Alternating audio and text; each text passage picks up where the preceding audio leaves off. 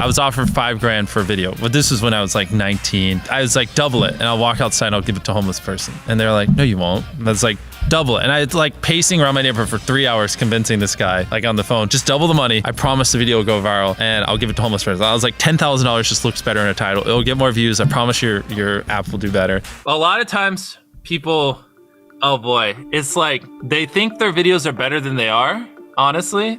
And tell them, Jimmy, tell them. I mean, they do that, and they have horrible friend groups because you really are like the type of YouTubers you hang around. It's getting people with the right YouTuber friend group that aren't pussies and will actually tell them when their content's bad and like actually roast it and help them get better in a nice, positive way. Basically what I did was I've somehow found these other like 4 lunatics. 3 of us were college dropouts. One was a high school dropout, and one, I don't know, he just like quit his job. We all were super small YouTubers, and we basically talked every day for 1,000 days in a row and did nothing but just like hyper study, like what makes a good video, what makes a good thumbnail, what's good pacing, like how to go viral. We would just get on Skype every morning, and like some days like I'd get on Skype at 7 a.m. and I'd be in the call until like 10 p.m. and then I'd go to bed, I'd wake up and I'd do it again. We'd do things like take 1,000 thumbnails and see if like there's a correlation to the brightness of the thumbnail to how many views it got. Imagine a world where it's just you working solo and you work 12 hours a day every day for like a year. And you're just grinding, you make a mistake, you learn from it, you grind, you make a mistake, you learn from it, and you do that for like a year.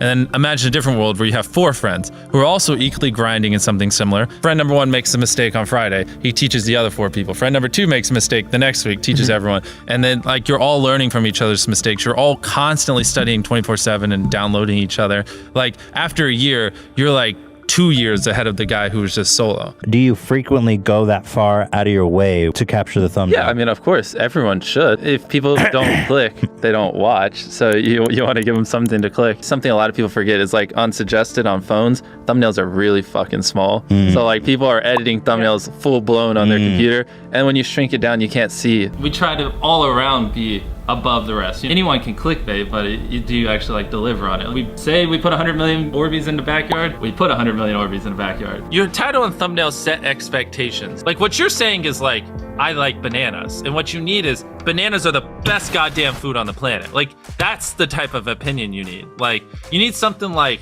how to get 100 million views on YouTube, or not even that, that's not strong enough. You need something that makes people go, what the fuck? What the fuck did he say in that video? What the fuck? I need to know. At the very beginning of the video, to minimize drop-off, you want to assure them that those expectations are being met. If you're putting 1 million Orbeez in a pool, don't start the video with you shopping for, you know, your mom's birthday present. At the beginning of the video, just say, this is 100 million Orbeez. We're gonna fill this pool and this entire backyard with them. Match the expectations, and then you want to exceed them. So you want to assure people that what they clicked on is what they're getting, and then blow their mind and be like, but you're also getting even more. Anytime you say the word algorithm, just replace it with audience. The algorithm didn't like that video? No, the audience didn't like that video. If I wasn't retaining a viewer, just would it make sense for you to promote it? Why would you promote a 10-minute video that people watch on average a minute and a half? I mean, every video, even the stupid ones, I learned something, you know, and that's something I try to make a very big point of, is like, no matter how bad we mess up, like we sometimes have videos that have horrible retention. It's just like, as long as you learn from it, it's not the end of the world. Every YouTuber says it. It's like, no one will ever be able to replicate my style. I gotta edit it. But newsflash, someone can. It's actually not as difficult as you think. It was good that I got a really strong foundation on how YouTube works and how the style of videos I wanted and everything before I scaled up the team, if that makes any sense. I just want to make sure that's clear, because I've seen people try to build the team without foundation and knowing how to do well. I know that if we film this video, it will do well, just because I've spent a decade of my life hyper obsessing over YouTube and I have a good pulse on it. But if you didn't have that, then you wouldn't know. Like you wouldn't be able to spend $4 million on a Squid Game, because you might lose $2 million and then you can't pay your people. But of course, yeah, if I didn't have these people, I couldn't do half the stuff I do. For the last like 8 or 9 years, like every dollar I've made, I just spent it the next month on content. And I just did that every single month, and it just kept getting bigger and bigger, and here we are. Since I was 13, there probably hasn't been a single hour that's gone by that I've been awake where I haven't thought about YouTube. Like, I'm just focused on making the best videos possible, period. I don't care about making money. I don't care about time. I don't care about anything. I just want to make the best videos on the planet. Literally all the algorithm does is reflect what the people want to a T.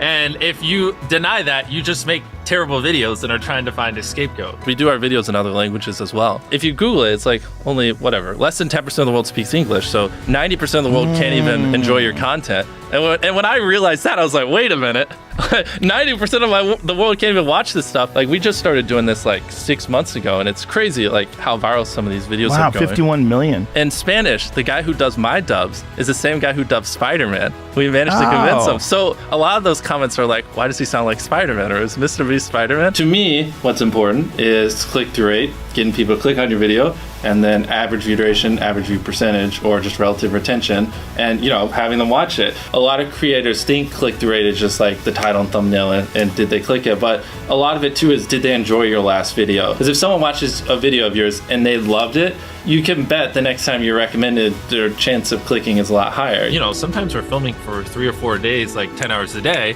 30, 40 hours of filming plus months of setup, whereas most creators probably film for a couple hours and set up for a day. Outside of just filming, we brainstorm video ideas, relentlessly, hours every day. By always doing all those things, it just distinctively sets it so far apart that it's basically, in my head, it's like, why would you not watch it? Viewers aren't stupid. They can tell when you half ASS, I don't know if I'm allowed to curse, a video, or if you really put in effort. And if they can tell you're putting in a lot of effort, they're gonna be more likely to click on future videos. And that snowballs. And because once you build that trust, they get to a point where it doesn't matter what you upload. They just know it's high effort, and they just know it's great. And they're just conditioned just to watch because you have a good track record. And so with filming, it's just like trying to make sure we're doing everything we can, no matter how expensive it is, no matter how much time it takes, to make the best video possible. A lot of people, if they gave away 100 grand, they would make a huge deal about it. But sometimes we're just like, yeah, here's 100 grand. Thanks for watching, bye. Doing it that way makes it more fun and just more interesting. So I like to keep a little bit of it mysterious because I think that's what people enjoy. A lot of people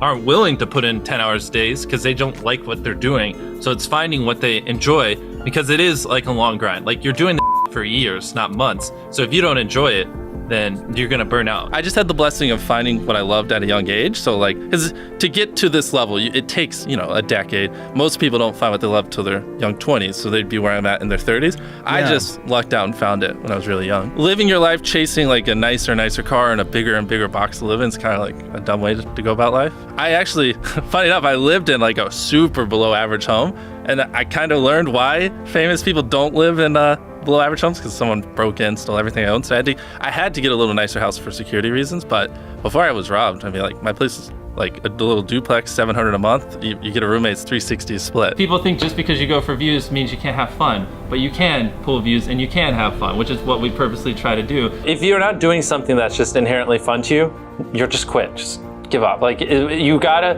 at least semi-enjoy what you're doing, or you're gonna quit long before it gets to the point where it brings in money or whatever else could be driving you. So find what you love, and then I would just hyper obsess. Make sure no one doing what you're doing is doing it better. Make sure the videos are as good as possible. You can be motivated by more than one thing. I'm motivated because I want to support my mom and my family. I'm motivated because I want to employ my friends and help them. I'm motivated because I want to help other people. I'm motivated because I want to be a YouTuber. I feel like that's another misconception. You can have lots of things that drive you. Absolutely. Yeah. Absolutely. So there's just tons of stuff that drive me.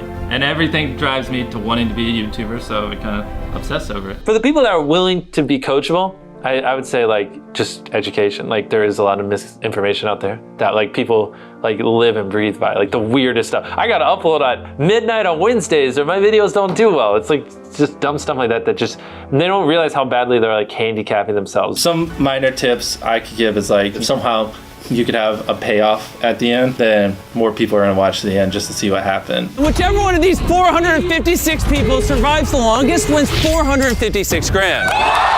Cut out all dull moments, try not to over-explain things. If a camera just sits on me and I'm just talking for 20 seconds, it doesn't hold retention as well as, maybe me talking and other footage popping up. It's much easier to get 5 million views on one video than 50,000 views on 100 videos. It takes way less effort to get 5 million views on one video. Back then, which I think small YouTubers should do, is I would reply to every single comment. And so I think a few people caught on that I would always reply. And so some people would just be like, I wonder how long it'll take for him to reply. So that was a lot of my comments when I was smaller, but at least it kept him coming back. In your analytics, and most of you probably know this, audience retention. You can see where people click off.